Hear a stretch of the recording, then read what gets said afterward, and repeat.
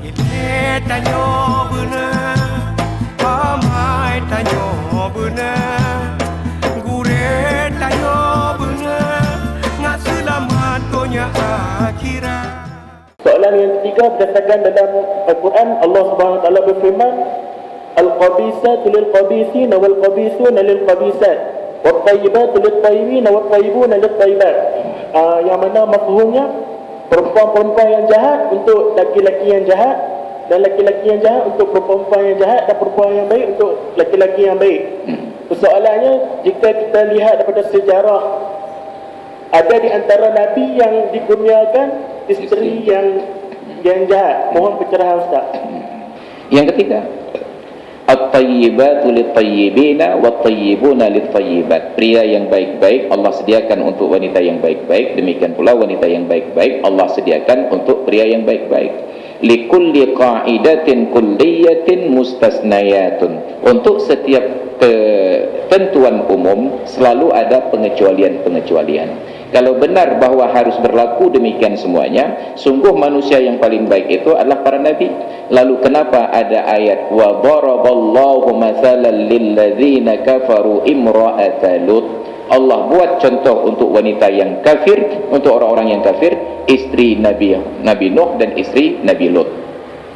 Kanata tahta abdaini min ibadina salihaini. Kedua orang wanita ini berada di bawah asuhan dua orang hamba kami yang soleh.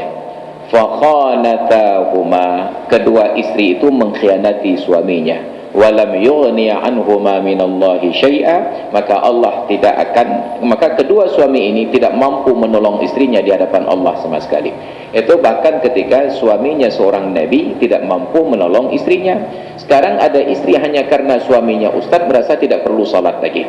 Kenapa suami saya ustaz? Kenapa enggak salat? Suami saya ustaz. Bahkan ketika suaminya nabi tidak bisa membantu istrinya.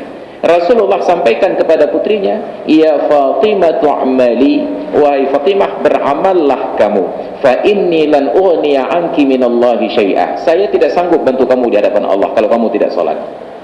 Beliau panggil paman beliau Abbas bin Abdul Muttalib, ya ammi i'mal fa inni lan ughniya anka minallahi syai'ah. Wahai pamanku, beramallah, saya tidak akan sanggup tolong Anda di hadapan Allah. Maka ada pengecualian. Ada seorang pria yang baik, tiba-tiba istrinya dari orang yang tidak baik. Kenapa? Untuk menambah fadilah dan derajatnya di sisi Allah. Ada seorang wanita yang baik, tiba-tiba dapat suami yang tidak baik. Kenapa? Allah berikan ujian untuk menambah fadilahnya di sisi Allah. Allah turunkan Nabi Nuh dan Nabi Lut, tapi tiba-tiba dapat istri yang tidak baik untuk menambah derajatnya di sisi Allah. Maka bukanlah sebuah kesimpulan final ketika ada seorang pria yang baik tapi tiba-tiba istrinya tidak baik, ini pasti masa lalunya bermasalah. Bukan, itu ujian dari Allah. Maka walaupun demikian, tetap ketentuan umum tadi, jangan sembarangan menerima calon menantu. Perhatikan, yang pertama agama, yang kedua akhlak. Apabila sudah berpadu keduanya, abaikan tentang penampilannya, itu hanya datang pakai kaos oblong saja. Kenapa? Karena kelak ketika Allah bukakan rezeki, yang ia senangkan adalah istrinya. Kan demikian. Jadi mohon yang kira-kira ibu-ibu dan bapak-bapak yang punya anak gadis, yang tahu mestinya kerja yang terima. Ini agamanya diridhai dan akhlaknya diridhai. Kecuali saya sudah ada satu. Ilmu tanya benar, amai tanya benar, gure tanya benar, ngak selamat dunia akhirat. Ilmu tanya benar, amai tanya benar, gure tanya benar, ngak selamat dunia akhirat.